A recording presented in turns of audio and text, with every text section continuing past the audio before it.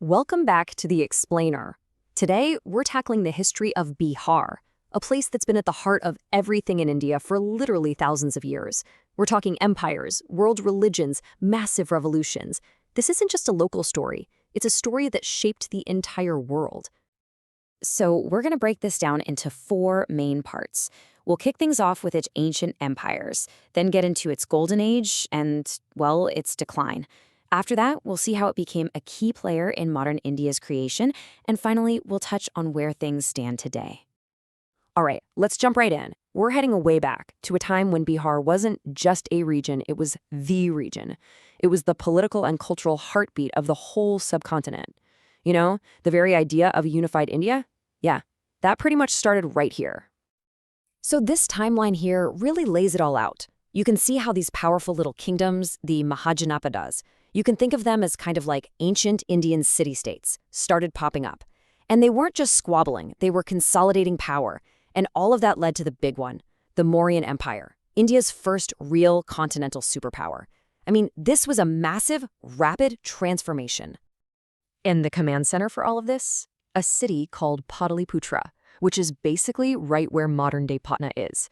I mean, just imagine it. From this one spot, the Mauryan emperors managed to unite most of the subcontinent for the very first time. We're talking from Afghanistan all the way over to Bengal. It's just huge. But here's what's so fascinating and what this slide really gets at. Vidya wasn't just about military power, not by a long shot. It was a hotbed of new ideas. Politically, you had the Vajiga League, one of the world's earliest republics. And spiritually? Well, it just happens to be the birthplace of both Buddhism and Jainism. Gautama Buddha, Mahavira, they both walked this land. So it was this incredible double whammy of political and philosophical innovation. And this quote from Emperor Ashoka, wow, it perfectly captures this massive shift. After this incredibly brutal war in Kalinga, Ashoka, sitting in his capital in Bihar, has this total change of heart. He basically says, okay, no more conquest. Instead, he dedicates his entire empire to Dhamma. And look, this wasn't just him getting religious. This was a whole new philosophy for running an empire based on nonviolence and morality. For an emperor at the peak of his power, that's just unheard of. Okay, so let's fast forward a bit. The story doesn't end with the Mauryas. Bihar is about to have another moment in the sun, a real golden age, but this time it's all about knowledge and learning. That is, until invasions changed everything again. Right? So here you see the rise of the Gupta Empire. People call this India's classical age for a reason.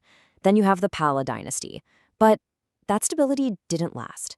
The good times came to a really tragic end with invasions and the rise of the Delhi Sultanate, which kind of shattered the old power structures. So, under the Guptas, Bihar is once again the center of the universe, so to speak. This era was just an explosion of progress. We're talking massive leaps in science, math, art, literature, you name it. The peace and prosperity of the time just let culture and knowledge absolutely flourish. And the stuff they were coming up with, it's just mind-blowing. Seriously, think about this. A mathematician named Aryabhata, working out of Bihar, figures out that the Earth spins on its axis. And oh, by the way, he was also key to developing the concept of zero. I mean, zero. That one idea changes math and science forever. And it wasn't all just theory either. They were masters of metallurgy and were even setting up free hospitals. Just incredible. So after the Guptas, the Pala dynasty takes over, and they were big patrons of Buddhism. And under their rule, Bihar became home to what were basically the world's first great universities. Nalanda, Vikramshila, these weren't just monasteries. They were legendary hubs of knowledge, pulling in students and scholars from all over Asia, China, Tibet, you name it. But this amazing era came to an absolutely brutal end. In the 12th century, invaders swept through the region. They didn't just conquer, they destroyed. They leveled the monasteries, the universities, including the legendary library at Nalanda. The story goes it burned for months. It's hard to even imagine the loss. It was a catastrophic blow, and it really marked the end of Bihar's time as the intellectual capital of India. Okay, so for a few hundred years, Bihar is kind of in the background, but then it comes roaring back in a big way. It becomes center stage for some of the most critical moments in the fight against British rule and the birth of modern India. And you can see this pattern of resistance right here. From the moment the British really established control after the Battle of Buxar, Bihar was pushing back. You've got the huge rebellion in 1857, led by a local hero named Kunwar Singh. The region was just a constant hotbed of opposition. And that all builds up to the 20th century, where Bihar hosts two of the most important events in the entire freedom struggle. So why does this one event, the Champaran Satyagraha, matter so much? Well, because when Mahatma Gandhi came back to India, this is where he kicked off his very first campaign of nonviolent resistance. It was right here, in Bihar. He listened to the local farmers, took on the powerful indigo planters, and he won. This victory was huge. It was basically the playbook for the entire Indian independence movement. All right, let's jump to post-1947. India is independent, and Bihar enters a whole new era.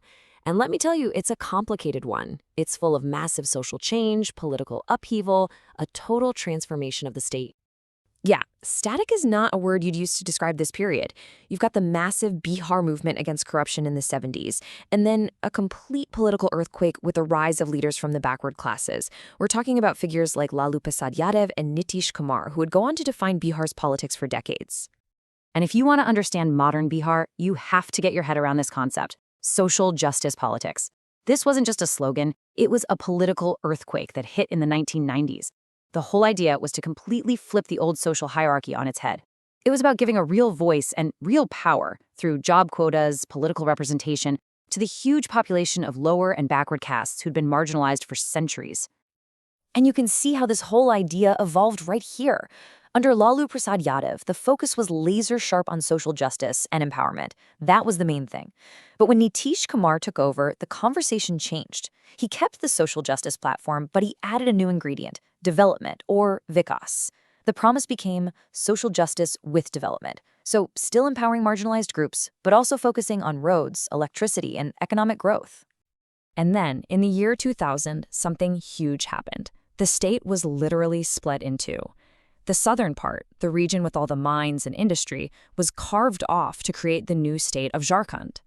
And just like that, overnight, Bihar's entire map, its economy, everything was fundamentally changed.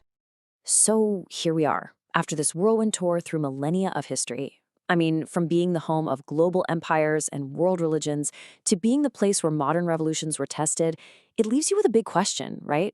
The one constant in Bihar's story seems to be transformation.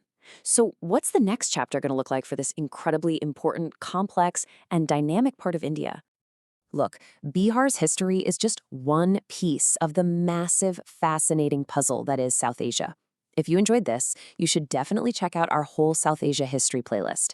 And hey, if you want to make sure you catch the next one, do us a favor and subscribe to Notebook Summaries. We'd really appreciate it. Thanks for tuning in.